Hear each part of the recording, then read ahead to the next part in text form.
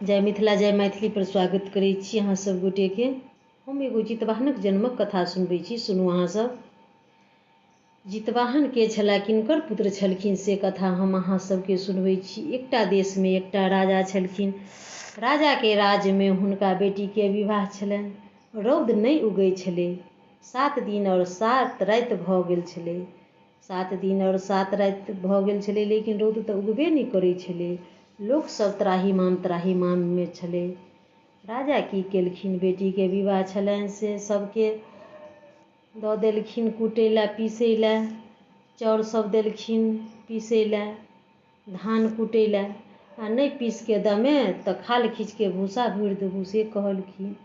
आब सब त्राहिमाम में छलखिन जे बाप रे बाप, रौद तऽ उगबे नहीं करै छै, तऽ हम सब कोना के कुटबै पीसबै। सब चिंता में छलखिन। रौद तऽ नहीं उगै छलै हँ।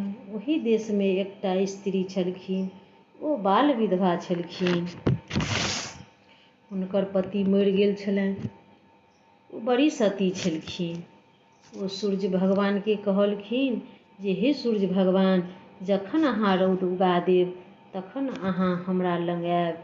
तखन सूर्य भगवान रौद उगा देलखिन। सबके कुटा पिसा गेलै, सब कुछ सुखा गेलै। सबटा राजा के दऽ देलखिन। ई जे छलखिन सती, सेहो कुटि पीस के दऽ एलखिन।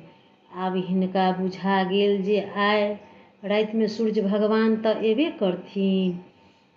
ई अपना घर में दीप जला के ओछैन बिछैन सब कऽ लेलखिन और अपन जाकऽ भूसल्ला में नुका रहलखिन। जहन सूर्य भगवान एलखिन तऽ चारू बगल तकै छथिन, तऽ उ सती हुनका नहीं भेटलखिन। सब घर में तकै छथिन, हुनका सती कतौ नहीं भेटलनि। सूर्य भगवान खिसिया कऽ हुनका दुआरि पर पेशाब कऽ देलखिन आ उ चलि गेलखिन। जखन भोर भऽ गेलै तखन सती भूसल्ला से निकलि के एलखिन तऽ देखै छथिन जे हमरा दुआरि पर गेनहारी के साग बड्ड नीक, बड्ड ननुआगर साग छलै। हुनका भेलनि जे हम कखन ई साग खा लीतहुँ। उ सती गेनहारी साग तोड़ि के रान्हि लेलखिन और खा लेलखिन। जहिना उ साग खेलखिन तहिना हुनका गर्भ भऽ गेलनि। ओहि सती के सब बड़ मजाक उड़बऽ लागल जे ई तऽ सती छै, तखन एकरा ई की भऽ गेलै। 1 महीना बीतलनि, 2 महीना बीतलनि, अहिना कऽ 9वाँ महीना बीतलनि। तखन हुनका एकटा पुत्र जन्म लेलखिन। उ सती ओहि पुत्र के पोसऽ पालऽ लागल। सती बुझलक जे ई भगवानक वरदान छी। धीरे धीरे बच्चा नमहर भऽ गेल। जखन बच्चा पाठशाला जाय वाला भऽ गेल तखन उ सती अपना माय से कहलक जे हम पाठशाला जायब। तखन ओकर माँ कहलखिन जे अहाँ पाठशाला नहीं जाउ, अहाँ घर पर हमरा संगे रहू। लेकिन बच्चा बड़ जिद करऽ लगलै जे हमहूँ जायब पढ़ै लए। तखन ओकर माँ मानि गेलखिन। बच्चा पढ़ै लए पाठशाला गेल। सब बच्चा सब संगे खेलैत धुपैत समय बीतै छलै। एक दिन सब बच्चा सब संगे गुल्ली डंटा खेलै लए गेल। उ सती के बच्चा सेहो गेल। सब बच्चा सब संगे एकटा सोनि में पैसि गेल। सब बच्चा कहलकै, माय के नाम लऽ के पैस आ बापक नाम लऽ के निकल। सब बच्चा सब माय के नाम लऽ के पैसै छलै आ बापक नाम लऽ के निकलै छलै। उ सती के बच्चा जे छै से माय के नाम लऽ के पैसै छलै आ माइये के नाम लऽ के निकलै छलै।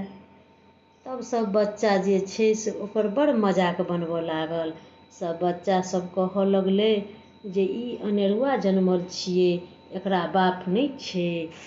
उ बच्चा दुखी भऽ कऽ घर आयल तऽ ओकर माँ पुछलकै जे बौआ की भेल अहाँके, की बात छियै। उ बात के काटि दै छलै। बच्चा बड्ड दुखी रहै छल। बच्चा के ओकर माय खाय लए देलकै, लेकिन बच्चा नहीं खेलक। उ बड़ दुखी छलै। उ बच्चा माय के पुछलकै जे माँ हमरा कहू जे हमर बाप के छथिन, हमरा बाप य कि नहीं य से कहू। ओ सती चुप भऽ गेलखिन। कहलखिन जे अहाँके कोई किछु कहलक कि नहि? कोई किछु कहलक आ या नहि कहलक से छोड़ू, हमरा ई कहू जे हमर बाप के छथिन। सती सोचलखिन जे एकर जन्मक रहस्य जे छै से आब जनैके समय आबि गेलै। ओ सती कहलखिन जे अहाँ कोनो साधारण बच्चा नहि छी, अहाँ देवताके बच्चा छी। अहाँके पिता के छी? ओकर जवाब अहाँके सूर्य भगवान देत। ओ कतऽ छथिन? दिन के 12 बजे आ राति के 12 बजे सब देवी देवता पृथ्वी पर भ्रमण करे के लेल आबै छथिन। आइ अहाँ राति में ब्रह्मा स्थान चलि जायब, ओतऽ छुपि के देखबै जे 3टा रथ उड़ैत रहतै।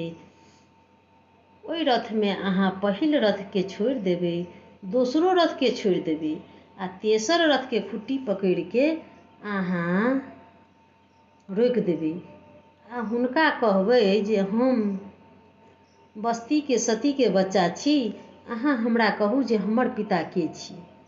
एकर जवाब अहीं हमरा देब। ओहिना भेल। ओहि राति ओ बच्चा गेल आ ओकर पाछू पाछू ओकर माय सेहो गेल आ एकटा वृक्षक ओर में जाके सबटा वृतांत देखै छलखिन। ओ बच्चा की केलक, जखन भगवानक रथ जा लगलै तखन तेसर रथक खुट्टी पकड़ि के ठाढ़ भऽ गेलै आ रोकि देलक। ई देख के सूर्य भगवान क्रोधित भऽ गेलै जे ककरा एतेक हिम्मत छै जे हमरा रथ के रोकि देलक। भगवान जखन नीचा तकलखिन तऽ देखलखिन जे एकटा बालक रथक कुटी पकड़ने य। भगवान बच्चा के देख मोहित भऽ गेलखिन। सूर्य भगवान ओहि बच्चा से कहलखिन जे अहाँ के छी? अहाँ के एतेक हिम्मत भऽ गेल जे अहाँ हमरा रथ के रोकि देलहुँ। बच्चा कहलखिन जे हम सती के बच्चा छी, लेकिन हमरा पिता के छथिन से हम नहि जनैत छी। हुनकर हमरा नामो नहि पता य। हमरा एहि बस्ती के लोक सब बड़ चिढ़बैया, कहैया जे ई अनेरुआ छै, एकरा पिता के तऽ कोनो अते पते नहि छै। भगवान तऽ सब जनैत छलखिन। ओ कहलखिन जे अहाँ अनाथ नहि छी, अहाँ तऽ हमर पुत्र छी, अहाँ सूर्य पुत्र छी। सती अहाँ के माय छी, हम अहाँ के पिता छी। अहाँ के एखन तक नामकरण नहीं भेल, आइ हम अहाँ के नाम रखै छी। आइ आश्विन महीना के अन्हरिया पख के अष्टमी तिथि छै। अहाँ के नाम पड़ल जितवाहन। जितवाहन के अर्थ होइ छै मरल आदमी के जियाबे। अहाँ एहि धरती पर रहू, अहाँ कोनो साधारण बच्चा नहीं छी। अहाँ के जन्म कोनो ने कोनो उद्देश्य से भेल य। ओकर उद्देश्य यह अछि जे एहि धरती पर में जे स्त्री लोकनि जे आश्विन मास के अष्टमी तिथि के जे ई व्रत करथिन, हुनकर बाल बच्चा सदा दीर्घायु रहतनि। ई वरदान हम अहाँ के दैत छी जे अहाँ हुनका बच्चा सबके रक्षा करब। एहि धरती पर अहाँ के बहुत यश हैत, अहाँ बहुत नाम कमाएब। बच्चा सबटा बात सुनै छलै। बच्चा कहलकै हमरा लग तऽ किछो छेबे नहीं करै तऽ हम मरल लोक के कोना जिया सकै छी? हम लोकक बाल बच्चा के रक्षा कोना करबै? भगवान कहलखिन जे हम अहाँ के दऽ रहल छी न, 1 सालक शक्ति हम अहाँ के दऽ रहल छी जे अहाँ 1 साल तक लोकक मदद करबै। आ जे स्त्री ई जितिया व्रत करती, सप्तमी के नहा के तेल खैर चढ़ौथिन और खीरा औकरी के प्रसाद चढ़ेती, वह प्रसाद से पारण करती। जतेक लोक सब ई व्रत करती, हुनका निसी भाग राति में 2.5 घूंट खून अहाँ पीब लेब। वह खून पीला से 1 साल तक अहाँ के शक्ति रहत। जैसे हुनका सभक बाल बच्चा के अहाँ पृथ्वी पर में रक्षा करब। आइ अहाँ माँ के धर्मक फल जे छै से भेट जेतनि। आइ हम हुनका लऽ कऽ स्वर्ग लोक जाइ छियनि और अहाँ एहि धरती पर में रहू। अहाँ प्रचार करू एहि धरती पर में जे हम जितवाहन छी, जे अहाँ लोक सब व्रत करत जे सबक बच्चा दीर्घायु रहतै एकर अहाँ प्रचार करू। ओ जे सती छलखिन तकरा लऽ कऽ भगवान स्वर्गलोकमे चलि गेलखिन। ओ जे बच्चा छलै से नगरे नगरे घूमऽ लगलै। घूमैत घूमैत जँ किछु दूर गेलखिन तऽ देखलखिन जे ओहि गाममे भगदड़ मचल छै। लोक एक दोसरमे टकरा रहल छै, लोकसभ भागि रहल छै।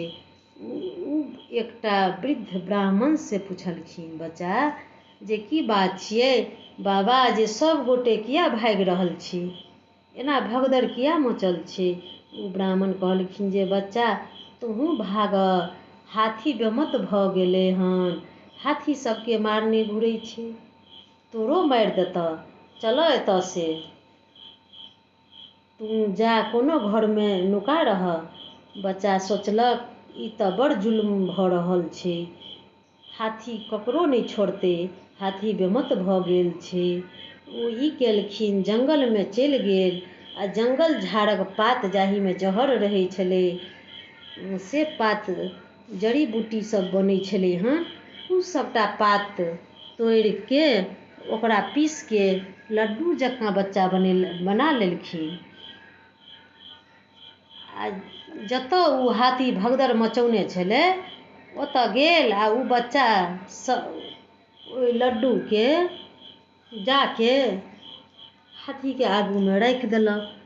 ओ बच्चा सब ओहि बच्चा सबके रोकै छलै, नहि जाउ बाबू, अहाँ ओतऽ हाथी बेमत भऽ गेल छै, कतेकके मारि रहल छै, अहूँके मारि देत, नहि जाउ अहाँ ओतऽ। लेकिन ओ बच्चा नहि मानलक।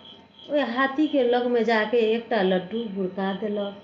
ओ हाथी लड्डू खेलक और लड्डू खाके थकथका गेल, जेना लगै छलै जे ओकर शरीर काज नहि करै छै। फेर ओ दोसरो लड्डू खिएलक, ओहिना 3 लड्डू खिएलक। अपना बसमे ओहि हाथीके कऽ लेलक ओ बच्चा। ओ तऽ जितवाहन भगवान छलखिन ने। हाथी तऽ बेहोश भऽ कऽ गिर पड़लै। तखन तऽ ओहि बच्चाके जय जयकार हुअ लगलै। ओहि 5 सालक बच्चाके जय जयकार हुअ लगलै जे ई बच्चा के छी, जे ई बेमत हाथीके अपना बसमे कऽ लेलक। ओ बच्चा कहलकै जे हम जितवाहन भगवान छी।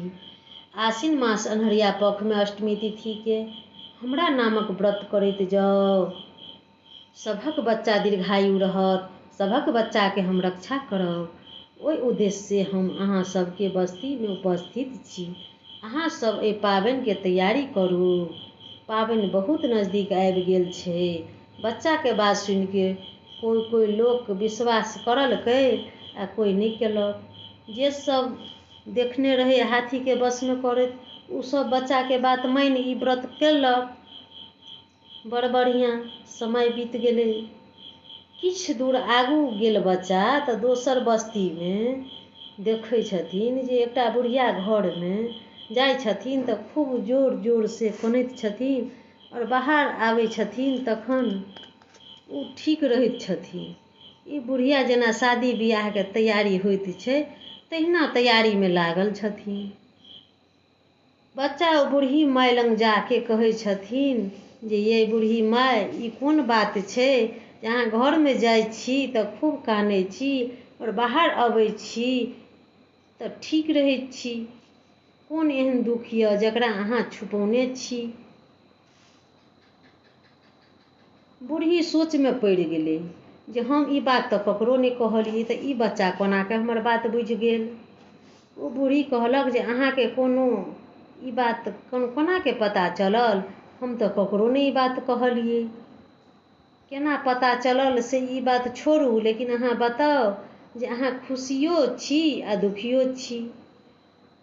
तऽ ओ बूढ़ी कहलखिन जे एहि गाममे राजा छथिन, हुनका 1 गो बेटी छनि, लेकिन हुनका कोन कारण छै जकरासँ विवाह होइ छै से पुरुष पहिले राति मरि जाइ छै। राजा ढोलहो दियौने छथिन एहि गाममे जे हमरा बेटी लग 1 राति जेतै आ जे जीवित रहि जेतै तकरासँ हम अपना बेटीके विवाह करा देब आ अपन आधा राज ओकरा हम बेटाके दऽ देबनि।